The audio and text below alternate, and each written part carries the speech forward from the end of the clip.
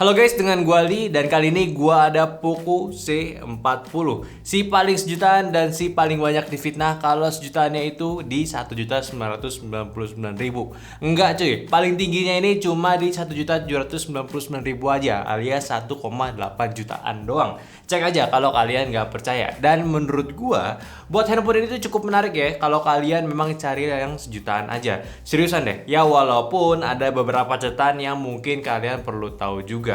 Dari yang ditawarkan dulu deh, dari baterainya ini memiliki kapasitas di 6000 mAh dengan fast chargingnya itu bisa di 18 watt ya. Tapi sayangnya cuma dikasih charger 10 watt aja di paketannya dan udah kita set sendiri. Dari pengecasan 3% ke 100-nya lagi alias fullnya lagi, pakai charger bawahnya itu makan waktu 4 jam lebih dikit ya. Tapi nggak apa-apa lah, 6000 mAh mah bakalan tahan seharian. Jadi bisa tinggal casnya pas lagi tidur aja. Terus juga di bagian layarnya ini memiliki ukuran cukup besar ya, 6,71 inci. Katanya sih gede banget ya. Pas awal pun gua ngiranya juga biasa aja, tapi pas gua bandingin dengan handphone sejutaan lainnya di sini, ini gede banget cuy.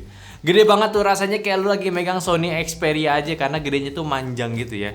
Kalau dari spesifikasi tetap standar, masih IPS di resolusi SD Plus aja. Tapi kalau buat nonton atau nggak main game ya Poco C40 punya keunggulan sendiri cuy. Ditambah ada Corning Gorilla Glass juga, jadi extra safety lah kalau misalkan jatuh. Dan buat kameranya sendiri, ini juga udah cukup menarik ya. Nanti kita bahas lagi nanti, tapi ya kalian sabar aja dulu, oke? Anyway, harga handphone ini sekali lagi ada dua jenis ya. Yang 332GB itu di 1.999.000 dan yang 464GB itu di 1.799.000. Ini yang 464GB ya. Dengan 3 pilihan warnanya, ada coral green kayak handphone ini dan ada dua warna standarnya yaitu Poco Yellow sama serta Power Black. Kalau kalian ada yang tertarik beli handphone ini, kira-kira kalian tertarik yang mana? Coba komen di bawah ya. Dan buat desain handphone ini juga terbilang unik ya, tapi tetap biasa aja di harganya dengan sel kulit jeruk berbahan plastik serta bentukan frame kamera kayak Poco M4 namun ada fingerprint di sisi bawahnya. Sisi sampingnya juga melengkung dengan bagian depannya memiliki style kamera depan dot drop dan terdapat dagu layar yang cukup ternotif juga. Tombol power dan volume rocker juga ada di sisi kanan. Untuk SIM tray-nya bisa satu eksternal dan 2 nano SIM. Lalu di bagian bawahnya terdapat speaker, mic serta USB Type-C. Dan untuk di harga 1 jutaan ini ya, ini cukup rare ya. Ada di hanya beberapa handphone aja yang udah ngasih port seperti ini yang jadi 1 jutaan gitu ya. Lalu speknya di sini cukup unik ya. Pertama kali gue lihat chipset GLQ JR510 dan ini chipset entry level juga yang mungkin setara dengan entry level lainnya juga. Namun dari info yang beredar, chipset ini tuh lebih oke dibanding MediaTek Helio G35 serta Snapdragon 450 ya.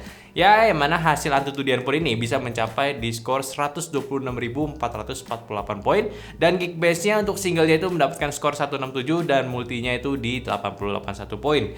Ya kalau misalkan buat multitasking sendiri ini ya standar handphone entry level aja lah yang udah menggunakan MIUI 13 for Poco berbasis Android 11 juga. Tapi sayangnya untuk bloatware serta iklannya ini cukup rame ya, kayak tiap beberapa menit diiklanin berita mulu. Dan sebelnya lagi pas lagi tes handphone ini itu lagi rame-rame berita si Verdi Sambo, jadi ya kayak dicekokin beritanya mulu gitu, bosen gitu ya. Ya sebenarnya sih kita bisa aja hapus manual si aplikasinya, nggak penting, sama aplikasi tertentu tinggal di ya nonaktifin aja.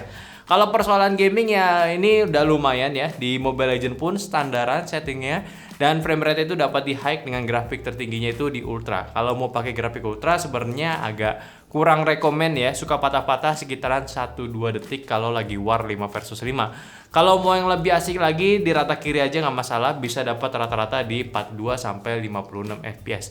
Aman lah, ini gaming Mobile Legends tuh 12 menit pun dari baterainya bisa turun cuma 2% aja dengan suhunya yang cukup adem yaitu di 36 derajat Celcius. Kalau buat di game PUBG ya agak kaget ya, entry level handphone ini tersedia frame rate ultra ataupun 40 fps di grafik smooth ataupun normalnya. Sangat rekomen buat dapetin asiknya si PUBG tanpa frame drop pas lagi war. Buat settingan smooth dan ultranya sih sebenarnya ya emang agak sedikit kurang stabil yaitu di 40 fps-nya. Rata-rata bisa di 32 sampai 38 fps saja ya. Dan kadang pun juga jatuh ke 22 waktu turun dari pesawat ya. Buat baterainya setengah jam main PUBG selama 30 menit bisa turun sekitaran 4% aja dengan suhunya itu cuma di 38 derajat Celcius. Kalau di game Apex ya, buat game ini main di grafis paling kuatnya itu ya normal aja. Masih bisa stabil di 30 fps-an. Terkadang kalau misalnya berwar ya kadang turun juga ke 22 dan suka patah-patah malah. Tapi sama kayak Mobile Legends, cuma sebentar doang terus balik lancar lagi. Untuk game ini sebenarnya ya kalau misalnya kita main hampir 1 jaman itu makan baterai cuma 7%-an doang. Itu dengan suhu yang stabil 37 sampai 39. Selanjutnya ke bagian kameranya ya. Bagian yang perlu dibahas. Jadi di kamera ini ataupun di handphone ini punya setup dual kamera ya. Tapi cuma satu aja yang utamanya, yaitu di 13 megapiksel standar dan satunya lagi 2 megapiksel depth sensor. Dan untuk kameranya ini ada 3 hal yang perlu kalian perhatikan, yaitu gambar standarnya, gambar SDR-nya, serta gambar night mode-nya. Yang menurut gua ketiganya ini nggak cuma sekedar gimmick, namun bisa dipakai kayak fitur AI pada handphone yang lebih mahal. Kayak foto standarnya hasilnya ya biasa aja. Namun kalau lo mau ningkatin warna bisa pakai fitur HDR. Terus kalau mau angkat area gambar yang gelap, bisa dibus lagi warnanya pakai mode night mode ya. Ya kayak yang kita diambil sini aja, area shadow itu yang siang hari punya bisa dibus pakai fitur night mode ya cuy. Dan ketika malam hari fitur SDR-nya bisa dipakai buat naikin warnanya itu biar lebih vivid lagi. Ya memang untuk kualitas 1 jutaan ya kalau misalnya kita obrolin lagi, tapi ya udah oke lah untuk kameranya. Sama pula kok kalau misalnya buat kamera depannya hasilnya juga standar biasa-biasa aja. Namun untuk fitur portraitnya ini udah lumayan sih, nggak asal ngeblur objek-objek gambarnya, tapi pinggiran itu udah cukup rapi lah diaturnya. Lalu untuk videonya rata depan belakang itu udah bisa di Full HD 30 fps. Namun ya gua agak kurang suka karena warnanya itu agak sedikit di boost gitu ya, jadi nggak natural. Namun untuk warnanya ya standaran aja gitu. Dan kalau ngomongin soal stabilizer ya belum ada lah di fiturnya buat handphone sejutaan ini.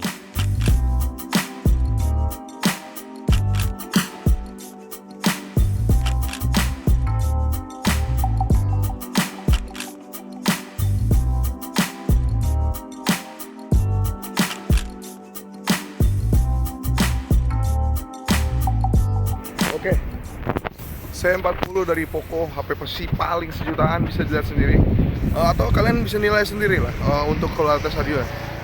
Yang jelas tidak ada stabilizer karena ya sejutaan ya. Lo mau ngarep sejutaan ada stabilizer, minta digetok lo. Enggak dong. Tapi seperti biasa Poco ngasih harga murah, cuman kualitas itu nggak murahan. Buat kameranya sih ini lumayan oke lah. Warnanya tuh yang nggak hilang banget, masih punya warna setidaknya. Jadi untuk pakai report sederhana atau kayak mau sekedar ngabarin keluarga aja bisa banget dipakai. Mantap, Poco C40 paling sejutaan, gokil. Speaker juga masih mono di bagian bawah dengan kualitas yang standar juga, tapi oke lah, udah cukup kenceng juga suaranya.